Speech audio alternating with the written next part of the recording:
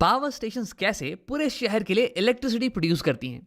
अब इनके अंदर बड़ी बड़ी बैटरीज तो होती नहीं है जिसके कारण इलेक्ट्रिसिटी प्रोड्यूस हो। इनके अंदर असल में होता है बड़ा सा पंखे की तरह दिखने वाला डिवाइस, इसे हम बुलाते हैं टरबाइन। अब अगर इसे हम रोटेट करें तो इसी से इलेक्ट्रिसिटी प्रोड्यूस होती है। अब इसे रोटेट करने के कई तरीके हैं। या तो मैं पानी को गर्म करके इस पर स्टीम को मारूं बहुत ही हाई वेलोसिटी से, या फिर मैं गिरते हुए पानी का इस्तेमाल करूं इसे गोल घुमाने के लिए, या फिर तुम इसे विंड मिल में फिट कर दो ताकि हवा के कारण ये गोल गोल रोटेट करने लगे और फिर इससे हमें इलेक्ट्रिसिटी मिल जाए। तो फिर तुम किसी भी तरीके का इस्तेमाल करो, तुम्हें इस मशीन को रोटेट करना पड़ेगा और इसी से तुम्हें इलेक्ट्रिसिटी मिलेगी। अब तुम ये सोच रहे होगे कि राम, इसे रोटेट करने से इलेक्ट्रिसिटी कैसे मिलती है? तो देखो, टेक्नोलॉजी ये बेस्ड है इलेक्ट्रोमैग्नेटिक इंडक्शन पे, जिसका आविष्कार किया था माइकल फैराडे ने कुछ 200 साल पहले। उन्होंने हमें यह कहा था कि अगर तुम एक कंडक्टिंग वायर लो और उसे मैग्नेटिक फील्ड के अंदर ऊपर नीचे मूव करो तो उसके अंदर इलेक्ट्रिक करंट इंड्यूस होने वाली है। अब अगर मैं इसी वायर को रिप्लेस कर दूं एक कॉइल से और इस कॉइल को अटैच कर दूं एक टरबाइन से, और इस टरबाइन को अगर मैं रोटेट करूं तो फिर ये कॉइल मैग्नेटिक फील्ड के अंदर ऊपर नीचे मूव करने वाला है और इसके अंदर इलेक्ट्रिक करंट इंड्यूस हो जाने वाली है। और इसी की मदद से हम अपने घर के इलेक्ट्रिकल अप्लायंसेस का इस्तेमाल कर सकते हैं। अब इस पूरी डिवाइस को हम बुलाते हैं इलेक्ट्रिक जनरेटर। ये स्पिनिंग मोशन को या फिर मैकेनिकल एनर्जी को कन्वर्ट करता है इलेक्ट्रिकल एनर्जी में। अब इसी के बारे में हम डिटेल में बात करते हैं कि ऐसा कैसे हो पाता है। तो सबसे पहले ये देखते हैं कि जब कॉइल मैग्नेटिक फील्ड में रोटेट करे तो इसमें करंट किस डायरेक्शन में इंड्यूस होती है। तो मान लो कि हमारी टरबाइन ये क्लॉकवाइज डायरेक्शन में रोटेट कर रही है, तो हमारा कॉइल भी क्लॉकवाइज डायरेक्शन में कुछ ऐसे रोटेट करेगा। अब इस केस में यार इंड्यूस करंट ये किस डायरेक्शन में होने वाली है? अब ये पता लगाने के लिए हम इस्तेमाल करेंगे Fleming's right hand generator rule का, जो कि कहता है कि राइट हैंड को कुछ ऐसे खोलो कि ये तीनों उंगलियां ये एक दूसरे के परपेंडिकुलर हो। तो थंब बता देगी कि वायर किस डायरेक्शन में मूव कर रही है, वायर पे फोर्स किस डायरेक्शन में लग रहा है, और फोर फिंगर ये बताएगी मैग्नेटिक फील्ड की डायरेक्शन, और मिडिल फिंगर ये बता देगी इंड्यूस करंट की डायरेक्शन। तो फिर इस पिंक वायर में इंड्यूस करंट की डायरेक्शन निकालने के लिए मैं यही करने वाला हूं। अपने राइट हैंड को मैं कुछ ऐसे अलाइन करूंगा इसके कि इसकी थंब पॉइंट करे इस पिंक वायर के मोशन के डायरेक्शन में, और फिर फोर फिंगर ये पॉइंट करे मैग्नेटिक फील्ड के डायरेक्शन में। तो फिर जिस डायरेक्शन में मेरी मिडिल फिंगर पॉइंट करेगी ना, वही हो जाएगी हमारी induce current in pink wire की डायरेक्शन। तो यही करते हैं। वैसे इसके पहले कि मैं इसे करके दिखाऊं, क्यों नहीं तो वीडियो को पॉज करो और इसे खुद से ट्राई कर लो एक बार। अब अगर तुमने ट्राई कर लिया तो आओ देखते हैं।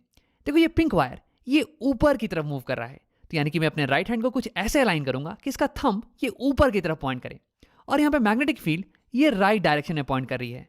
देखो, मैग्नेटिक फील्ड हमेशा नॉर्थ पोल से साउथ पोल की तरफ पॉइंट करती है, तो यानी कि मेरा फोर फिंगर ये राइट डायरेक्शन में पॉइंट करना चाहिए। तो यानी कि मेरी हैंड ये कुछ ऐसी ही दिखने वाली है। देखो, थंब ऊपर की तरफ है, फोर फिंगर राइट डायरेक्शन में है, तो यानी कि मेरी मिडिल फिंगर ये अंदर की तरफ पॉइंट कर रही है, स्क्रीन के अंदर की तरफ। यानी कि इस पिंक वायर में इंड्यूस करंट ये अंदर की तरफ आने वाला है। हाँ, अब आओ सेम चीज करते हैं ब्लू वायर के लिए भी। देखो, ब्लू वायर ये नीचे की तरफ मोशन कर रही है, यानी कि मेरा थंब इस बार नीचे की तरफ पॉइंट करेगा, और फिर मैग्नेटिक फील्ड ये तो अभी भी राइट डायरेक्शन में है, यानी कि फोर फिंगर ये अभी भी राइट डायरेक्शन में होने वाली है।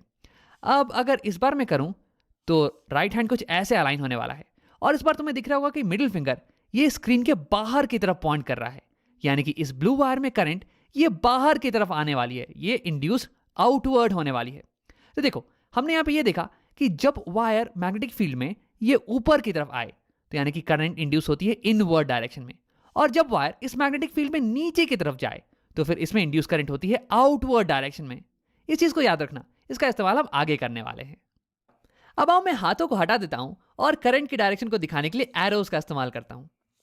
अब देखो, इनकी मदद से मैं ये बता सकता हूं कि बाकी वायर्स में करंट किस डायरेक्शन में फ्लो कर रही हैं। पिंक वाली से करंट अंदर जाएगी और ब्लू से बाहर आएगी, तो यानी कि करंट ऐसे जाके ऐसे राइट डायरेक्शन में जाने वाली है इस वायर में, और फिर ये बाहर, और फिर इसमें ये ऐसे, और फिर ये ऐसे बाहर आ जाएगी। अब देखो, इन दोनों वायर्स को कनेक्ट करने के लिए मेरे पास यहाँ पे बाहर में एक एक्सटर्नल सर्किट होगा, जिसे मैंने दिखा नहीं रखा है अभी, उसे हम बाद में दिखाएंगे। तो करंट यहाँ से फ्लो करके फिर ऐसे इसमें इंटर करने वाली है, और फिर ये पिंक वाली में अंदर, तो ऐसे सर्किट कंप्लीट हो जाने वाला है। तो इसे दिखाने के लिए मैं सारे एरोस को बना देता हूँ। हाँ, अब देखो, हमारी कॉइल ये स्टेशनरी तो है नहीं, ये तो रोटेट कर रही थी ना, तो ये कॉइल रोटेट करते जाएगी और करंट बिल्कुल ही ऐसे फ्लो करता रहेगा। क्योंकि देखो, ये पिंक वाली वायर ये अभी भी ऊपर जा रही है और ब्लू वाली वायर नीचे आ रही है, लेकिन जैसे ही ये कॉइल वर्टिकल पोजीशन में आया, वैसे ही देखो अब पिंक वाली वायर ये नीचे आने वाली है और ब्लू वाली ऊपर जाने वाली है। देखो, फिर से इसे देखते हैं। ये वर्टिकल हुआ और ये, हाँ, अब पिंक वाली वायर नीचे जाएगी। और हमने ये देख रखा है कि जो भी वायर नीचे जाती है उसमें करंट बाहर की तरफ इंड्यूस होता है, और जो वायर ऊपर जा रही है उसमें करंट अंदर की तरफ इंड्यूस हो रहा है।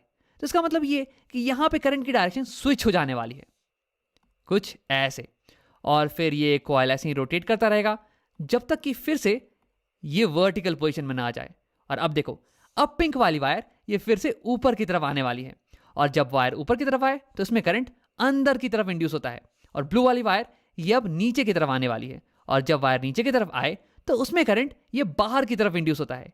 यानी कि फिर से एक बार करंट की डायरेक्शन चेंज हो जाने वाली है, कुछ ऐसे। तो यानी कि हम यहाँ पे ये देख रहे हैं कि जैसे ही कॉइल ये वर्टिकल पोजीशन में आती है वैसे ही इसमें करंट की डायरेक्शन ये चेंज हो जाने वाली है।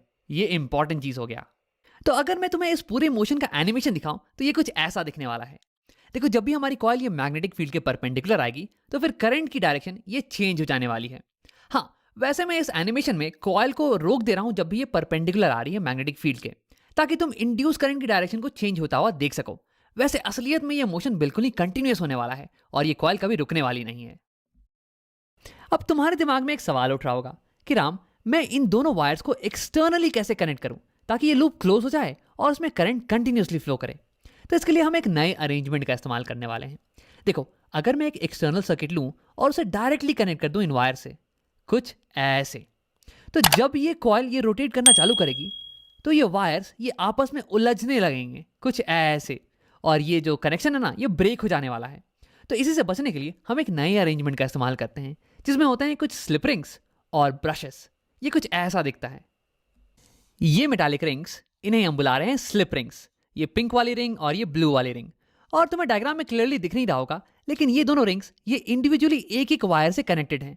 ये पिंक वाली रिंग ये इस लेफ्ट वायर से कनेक्टेड है, और ये ब्लू वाली रिंग ये इस राइट वायर से कनेक्टेड है।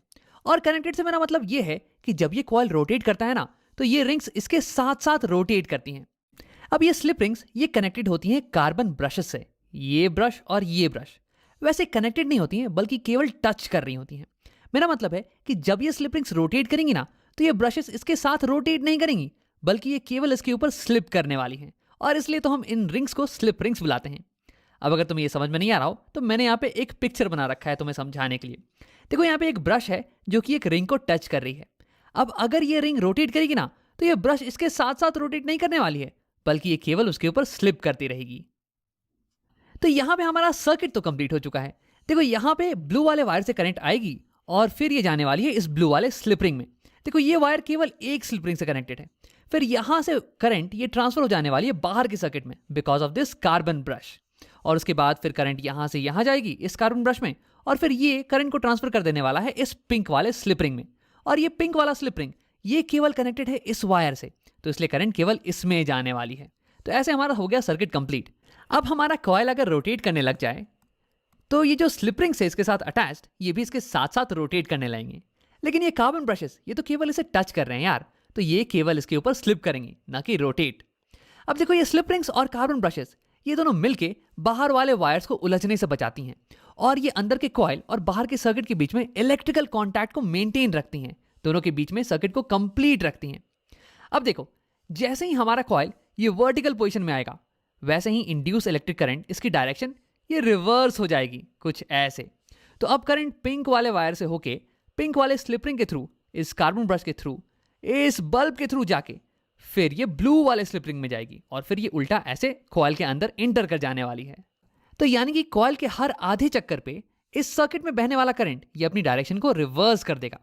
तो मान लो कि जब करंट इस डायरेक्शन में फ्लो कर रही थी तो हमारा बल्ब ये ब्लू लाइट से ग्लो कर रहा था। अब ठीक आधे चक्कर के बाद ये हमारी रिवर्स हो गई करंट, तो यानी कि करंट अब उल्टे डायरेक्शन में फ्लो कर रही है। अब मान लो कि बल्ब ये येलो कलर की लाइट से ग्लो कर रहा है। अब अगर तुम पूरे एनिमेशन को देखो तो ये कुछ ऐसा दिखने वाला है। अब इस मशीन को हम बुलाते हैं जनरेटर, इलेक्ट्रिक जनरेटर, क्योंकि ये इलेक्ट्रिक करंट को जनरेट करता है। और इस करंट की खास बात ये है ना कि ये करंट हमेशा कंटिन्यूअसली अपना डायरेक्शन चेंज करती रहती है, और इसे हम बुलाते हैं ऑल्टरनेटिंग करंट या फिर AC। अब देखो, इसके बारे में एक इंटरेस्टिंग फैक्ट ये है कि जब भी तुम्हें करंट को लंबी दूरी तक ट्रांसमिट करना हो, जैसे कि पावर हाउस है तुम्हारे घर तक, तो फिर AC को ट्रांसमिट करने में ज्यादा फायदा है compare to unidirectional current या फिर DC। इसलिए हमारे घरों में AC करंट ही आता है। और हाँ, क्योंकि ये जनरेटर हमें एसी करंट दे रहा है, इसलिए इसे हम बुलाते हैं एसी जनरेटर। अब मान लो कि तुम्हें डीसी जनरेटर बनाना हो जो कि तुम्हें एक डायरेक्ट करंट दे, मतलब कि इस सर्किट में जो करंट है ना उसकी डायरेक्शन चेंज नहीं करे, बिल्कुल सेम ही रहे। मान लो कि कुछ ऐसे इसी डायरेक्शन में करंट जाए, तो उसके लिए क्या करना होगा? तो सबसे पहले आओ इन स्लिप रिंग्स को हटा देते हैं। तो अगर मुझे इस सर्किट में इलेक्ट्रिक करंट की डायरेक्शन को हमेशा मेंटेन करके रखना है, तो उसके लिए हर आधे साइकिल पे मुझे कार्बन ब्रश और इस वायर के बीच के कनेक्शन को चेंज करते रहना पड़ेगा। आप देखते हैं कि क्यों। तो देखो, इस पर्टिकुलर सेटअप में अगर मुझे चाहिए कि ये करंट की डायरेक्शन ये सेम रहे, तो मैं इस कार्बन ब्रश को इस पर्टिकुलर वायर से कनेक्ट कर दूंगा, ये पिंक वाली साइड की वायर से। तो देखो, करंट ऐसे जाएगा ये पिंक वाले के थ्रू, फिर ब्लू वाले से होके फिर ये बाहर निकल के आ जाएगा और ये सर्किट कंप्लीट हो गया।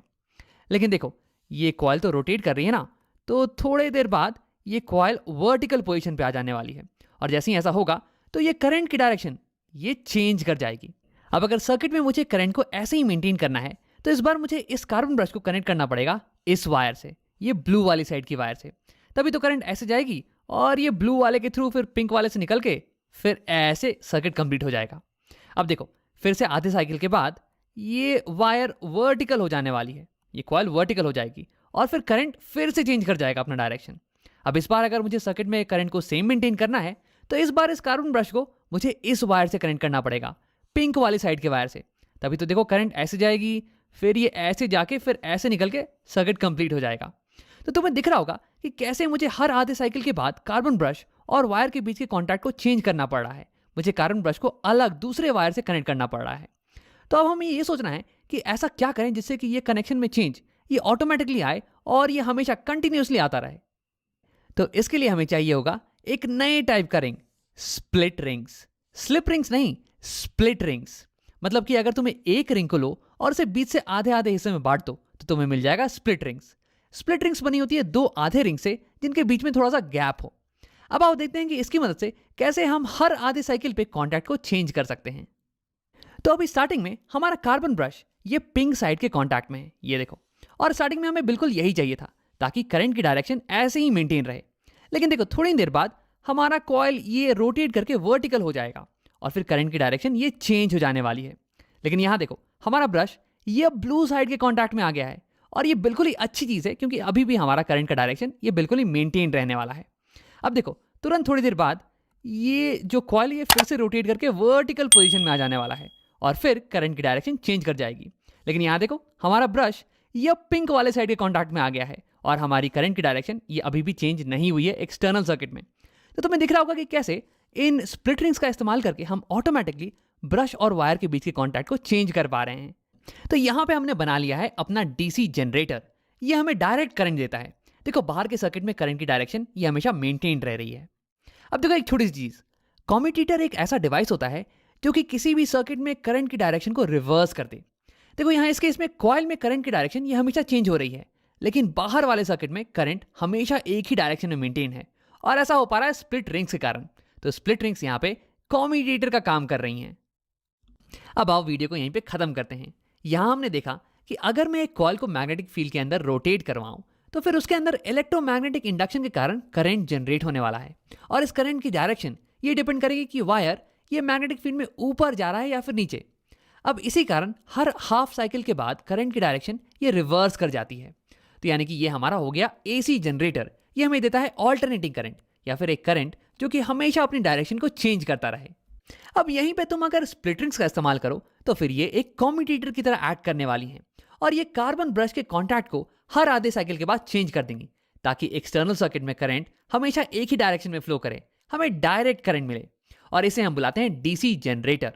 तो ये थे कुछ तरीके जिनकी मदद से हम इलेक्ट्रिसिटी को प्रोड्यूस कर सकते हैं, एक कॉइल को कुछ मैग्नेट्स के बीच में गोल घुमा के।